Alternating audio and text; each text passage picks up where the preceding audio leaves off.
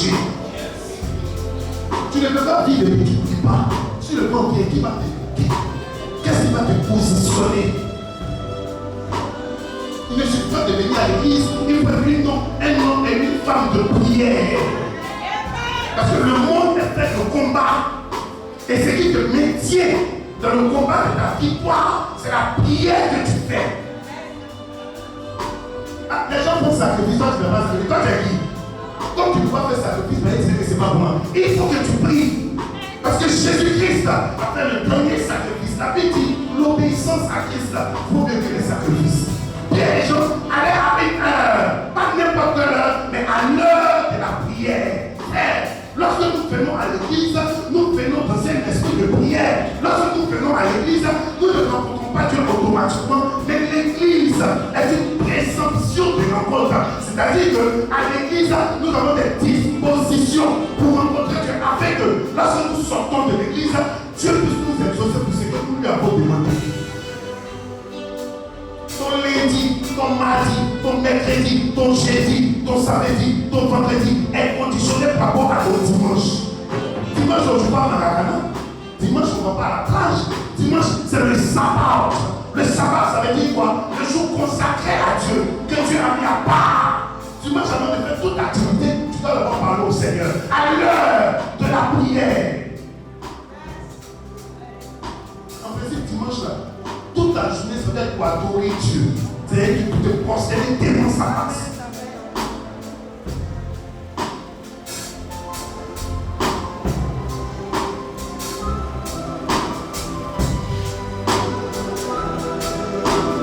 Il s'est à quelle heure?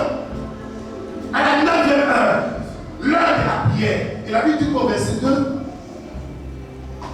il y avait un homme boiteux de naissance qu'on portait et qu'on plaçait tous les jours à la porte du temple appelé la Belle, pour qu'il demandât l'aumône à ceux qui entraient dans le temple.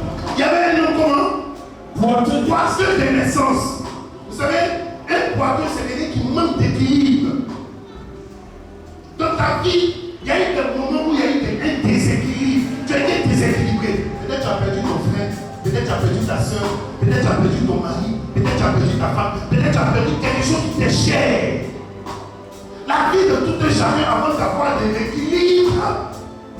Il y a un déséquilibre. Pourquoi? Parce que Dieu nous a formés, mais le monde nous a déformés.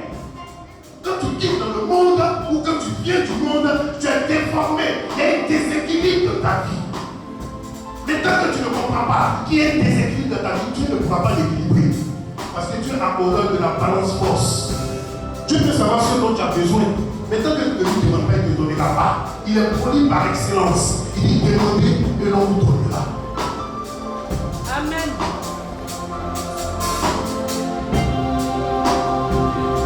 Il manque d'équilibre, il manque de régularité. Je ne connais pas l'origine de son mal. Il y a des choses dans ta vie là, toi tu ne sais même pas pourquoi ça t'arrive. Mais très souvent, quand des choses arrivent à une personne, à une individu, à une femme ou à un monsieur, même peut-être dans ton travail, il y a eu quelque chose, les gens font une pétition, et c'est toi, les gens veulent l'envoyer, ils sont venus te torpiller. Il y a quelque part, quand quelque chose arrive dans ta vie, les gens veulent forcément trouver quelque chose à dire. C'est la sienne qui cette situation. Donc vous ne la connaissez pas. Frère, la Bible dit en Jean le chapitre 9, un homme était aveugle de naissance. Et les disciples qui étaient avec Jésus lui ont demandé, Maître, dis-nous, entre cet homme-là et ses parents, qui a péché? Parce que quand il y a un déséquilibre dans la vie de quelqu'un, surtout d'un chrétien, on pense automatiquement au péché.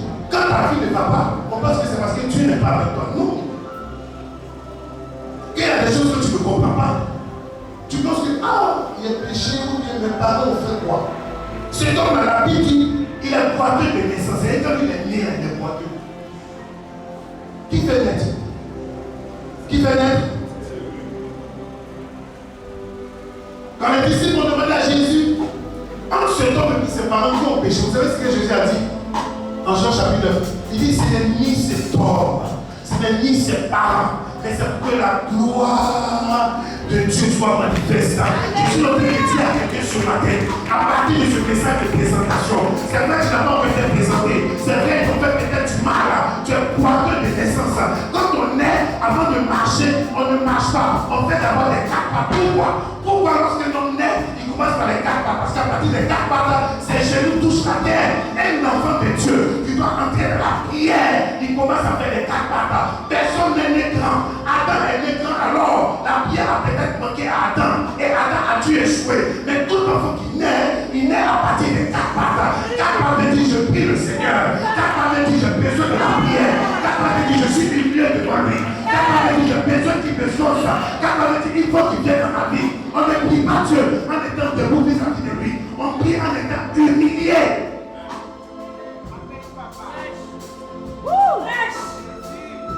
Dieu connaît ta vie avant ton commencement. Il était poitreux de naissance parce qu'il devait recevoir l'adoration de Dieu depuis la base de sa naissance. Mesdames et messieurs, je ne sais pas ce qui te fatigue, je ne sais pas ce que tu traverses, je ne sais pas ce que les gens pensent de toi, mais ta situation va changer ce matin parce que la situation dans laquelle tu es poitreux de naissance. On ne voit pas l'homme avec qui tu es, il ne reste plus à la maison. La femme avec qui tu es, tu as l'impression qu'elle ne te comprend pas. Une situation est incompréhensible dans ta vie.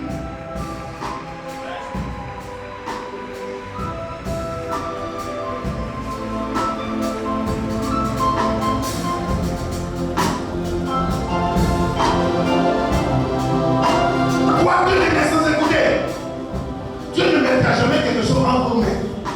Dieu vous donnera des terres à posséder.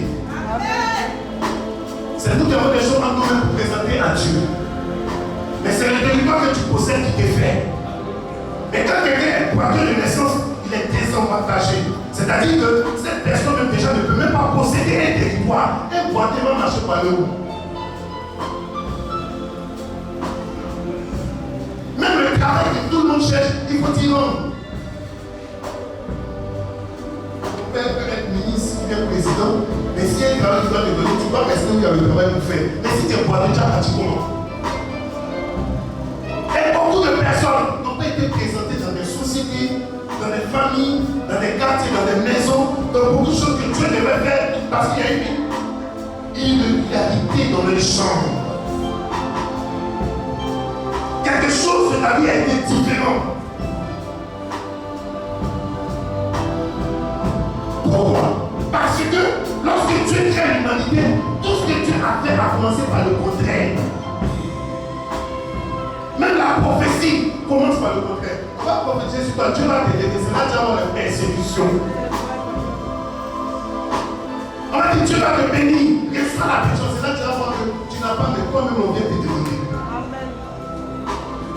On va te dire, tu vas te marier, on va marier, c'est maintenant le monsieur c'est que tu comptes là, lui il s'en va.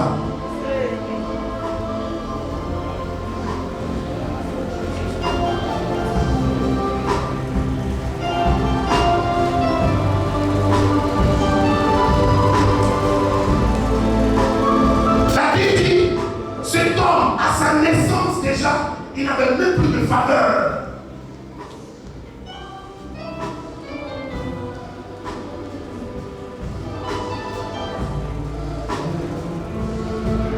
Tu es né dans une famille où il n'y a personne dans le gouvernement. Tu es quoi que ta vie a commencé par des avantages.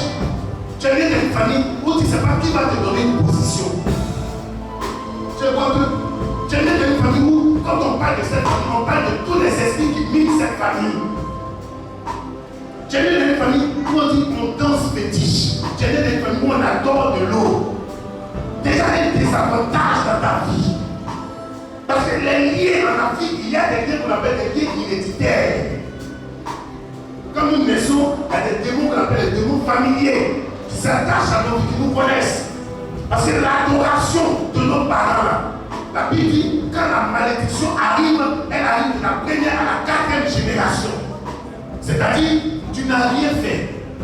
Mais parce que tes arrière-grands-parents ont adoré l'Imola, dans ta génération, tu as fait quelque chose de bien blocage.